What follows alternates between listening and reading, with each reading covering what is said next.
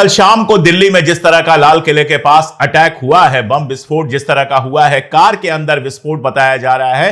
पहले अलग अलग खबरें आई और फिर दिल्ली पुलिस ने बहुत डिटेल में बताया कि किस तरह एक चलती हुई मूविंग कार में जो बहुत धीमे धीमे चल रही थी उसमें बम का विस्फोट हुआ, जिससे आसपास कई सारी कारों में विस्फोट हुआ। अब तक जो खबर है उसमें बताया जा रहा है कि 10 लोग मारे गए हैं, 10 लोगों की मौत को कंफर्म किया गया है और घायलों की संख्या 50 से ज्यादा हो सकती है।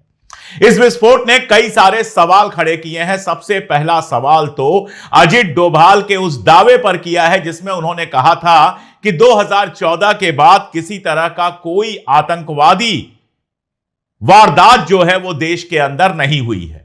वैसे तो वो तब भी झूठ बोल रहे थे। 2014 में असम में वायलेंस हुआ, 15 में गुरदासपुर, 16 में पठानकोट, 16 में पांपोर, 2016 में ही कोकराझार, 2016 में उरी का विस्फोट, 2016 में नागरोटा के आर्मी बेस पर हमला हुआ था, 2017 में भोपाल उज्जैन की ट्रेन में हुआ था, 2017 में अमरनाथ यात्रा, 2019 की जो पुलवामा की घटना है वो आपको पता ही है, 2024 में बेंगलोर कैफे में हुआ, 2025 में पहलगाम में इतनी बड़ी घटना हुई और अब लाल किले पर यह घटना हुई है। तो वैसे तो वो वैसे ही झूठ बोल रहे थे, लेकिन जहां तक दिल्ली का मामला है, दिल्ली में सारे इंजन बीजेपी के हैं।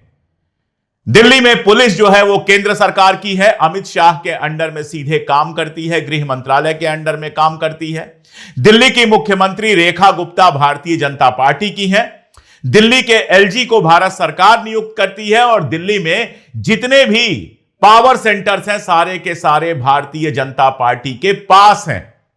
1 इंजन, 2 इंजन, 3 इंजन, 4 इंजन, जितने इंजन हैं दिल्ली में सारे के सारे इंजन भारतीय जनता पार्टी के पास हैं। और ऐसे में अगर दिल्ली में इतना बड़ा विस्फोट हुआ है, यह कार्रवाई आतंकी कार्रवाई है कि नहीं है, इसके बारे में दिल्ली पुलिस ने अभी तक खुल के कुछ नहीं कहा है, इसलिए हम भी कुछ नहीं कहेंगे। लेकिन जिस तरह के ट्रेंड्स दिखाई दे रहे हैं, जिस तरह की बातें बताई जा रही हैं, कार थी, बेची गई, कश्मीर के किसी बंदे ने खरीदा, कश्मीर में सारा का सारा काम था। इसके पहले फरीदाबाद से खबर आई, पहले आया कि आरडीएक्स मिला है 200 किलो से ज्यादा, फिर पता चला कि नहीं 200 किलो से ज्यादा अमोनियम नाइट्रेट मिला है। और यह सब जो कुछ हुआ है वो इशारा यह कर रहा है कि यह आतंकवादी घटना हो सकती है। और अगर यह आतंकवादी घटना है या कोई भी घटना है तो इसके लिए सबसे ज्यादा और अकेले कोई जिम्मेदार है तो वो भारत सरकार और गृह मंत्रालय जिम्मेदार है।